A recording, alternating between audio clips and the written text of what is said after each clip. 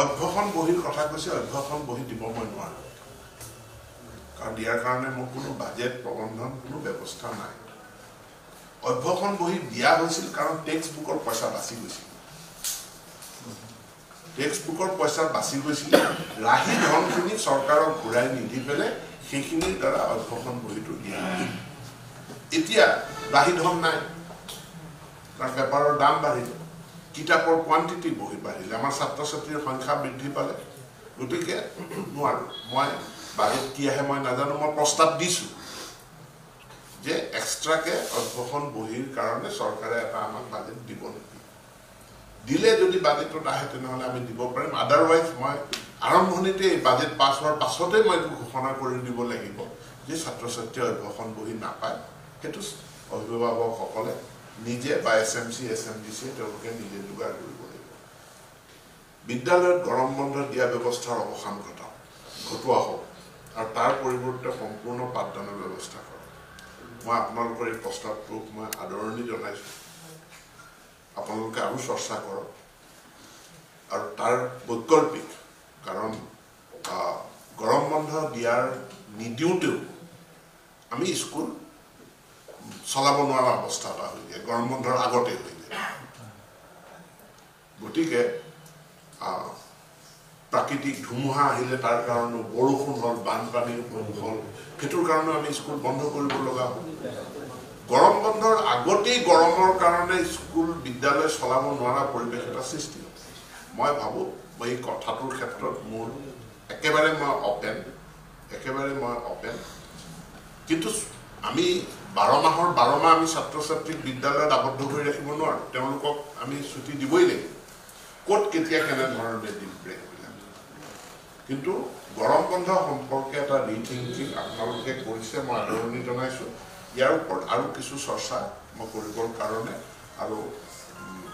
অন্য যি stake holder আছে তেওঁলোকৰো মতামত ল'বলৈ আহ্বান জনাইছো আজিৰ ছুটিৰ বিষয়টো একেবাৰে উচ্চ পৰ্যায়ত এইটো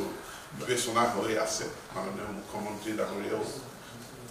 মাজত তেওঁ ক'লে যে অন্য ৰাজ্যবিলাকত কি ব্যৱস্থা আছে সংগ্ৰহ কৰক চিফ ছেক্ৰেটাৰী মোৰ সন্মুখতে চিফ ছেক্ৰেটাৰী চিফ মিনিষ্টাৰৰ আলোচনা হৈছে বাজেট আছে বাজেট অধিৱেশনত কি ওলাব মই নাজানো কিন্তু এইটোত চৰ্চাটো একেবাৰে এইটোত কনচাৰ্ণ মুখ্যমন্ত্ৰী ডাঙৰীয়া আৰু চিফ ছেক্ৰেটাৰী মুখ্যমন্ত্ৰীৰ লেভেলত বিষয়টো আলোচনা হৈ আছে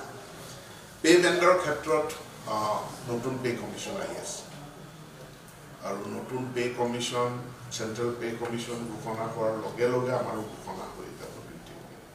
এতেকে তাত আপোনালোকে বহুখিনি লিগেচি ইছ্যুজ আছে মই ভাবো এইবাৰৰ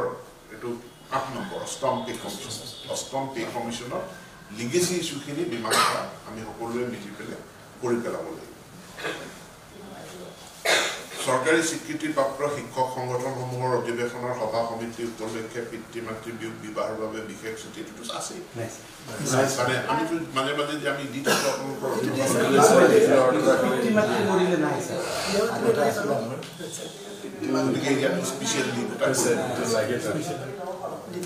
ঠিক আছে নতুন পেঞ্চন নীতি বাতিল কৰি পুৰণা পেঞ্চন নীতি এইটো মোৰ বিষয় নহয় এইটো পাৰ্চনেল ডিপাৰ্টমেণ্টৰ বিষয় স্বীকৃতিপ্ৰাপ্ত সকলো বিদ্যালয় প্ৰাদেশিকৃত কৰক এতিয়া প্ৰাদেশিকৰণ 2021-2017 চনৰ আইনখন লৈ পেলাই বহুখিনি কৰিব তাৰ মাজত আপোনালোক সকলোৰে লগত মোৰ আলাপ আলোচনা হৈছে বিত্ত বিভাগৰ লগতো মোৰ আলাপ আলোচনা হৈছে এতিয়া আইন বিভাগৰ লগতো হৈছে মানে জুডিচিয়েল ডিপাৰ্টমেণ্টৰ লগতো আমি কথাবিলাক আলোচনা কৰিছোঁ 1/1/2006 এই লক্ষ্মণ ৰেখাটোৰ সালসলনি কৰিব পৰাটো কোনো এগ্ৰী নকৰে কিন্তু ইয়াত আমি যিটো কৈছিলোঁ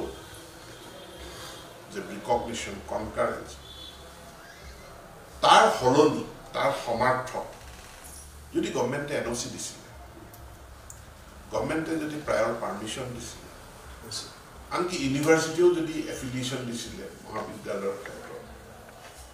বা LP স্কুলৰ ক্ষেত্ৰত কথাটো আহিছে যে ইনস্পেকশ্যন ৰিপৰ্ট এই কথাখিনি ক্ষেত্ৰত বিত্ত বিভাগে কৈছে yes we can discuss সেইখিনি এতিয়া কেবিনেট সাব কমিটিত আছে আপোনালোকে কতো একো কমেন্ট নকৰিব এইখিনি তাত আলোচনাত আছে যে 1/1/2006 তাৰিখটো হলনি নহয় কিন্তু তাৰ যি শৰ্তাৱলী আছিল আগৰ সেইখিনিৰ ক্ষেত্ৰত ইতিৰিক্ত আহিব নাম্বাৰ 2 যেটো এনৰোলমেন্ট আছিল এনৰোলমেন্টৰ ক্ষেত্ৰত এটা প্ৰপোজাল আছে যে এডুকেশনালি ব্যাকওয়াৰ্ড ব্লকৰ ক্ষেত্ৰত এটা ৰেহাই দিয়া অৰ্থাৎ 20% 30 যদি আমি এনৰোলমেন্ট বিচাৰিছিলো তাৰ 20% হলে 6জন ছাত্ৰ কমি যাব অৰ্থাৎ তেতিয়া হি 24 30 to 24 লৈ আহিব কিন্তু 20% তকৈ তলত হয়তো কোনো নাযাব যেতিয়া এডুকেশনালি ব্যাকওয়ার্ড ব্লকৰ ক্ষেত্ৰত এই প্ৰস্তাৱটো আহিছে মই কিন্তু ব্ল্যাঙ্কেটৰে পক্ষ যেটো এতিয়া হল গুটেইখিনি কাৰণ এতিয়া ব্লক হিচাপে গুৱাহাটী ব্লকটো এডভান্স কিন্তু গুৱাহাটীৰ ভিতৰৰ কিছুমান পকেট আছে দুটা ব্যাকওয়াৰ্ড বা হৰিজন কলনী হওক কোনোবা নতুনকৈ মানে জনবসতি স্থাপন হোৱা পাহাৰীয়া অঞ্চল সেটোটো ব্যাকওয়াৰ্ড এতিয়া নৰকাসুৰ পাহাৰৰ ওপৰত থকা গাঁওখন বা এফালে সোনাইগুলিতে পাহাৰৰ ওপৰত থকা সুগুৰি এটা আৰু পল্টন বজাৰটো আপুনি একেলগে ধৰিব নোৱাৰে কিন্তু এনৰোলমেন্টৰ ক্ষেত্ৰত তেনেকুৱা এটা কথা কেবিনেট সাব কমিটিত আলোচনা হৈ আছে হাই স্কুলৰ ক্ষেত্ৰত যে সেই সময়ত ক্লাছ 8ৰ পাৰমিশনটো গ্ৰাহ্য ৰিকগনিশ্যনটো গ্ৰাহ্য কৰা নহল কাৰণ এটাই যেতিয়া আইনখন হৈছিল তেতিয়া ক্লাছ 8 টো এলিমেন্টাৰী সেকশনত আছে কিন্তু পূৰ্বে সেই হাই স্কুলত আছে এতিয়া 9ৰ বিচাৰিছে কিন্তু স্কুলখন যেতিয়া আৰম্ভ হৈছিল 9ৰ পাৰমিশন লৈতো আৰম্ভ হোৱা নাছিল 8ৰ পাৰমিশন লৈ আৰম্ভ হৈছিল তো এই লজিক এই যুক্তিটো কেবিনেট সাব কমিটিয়ে মানিছে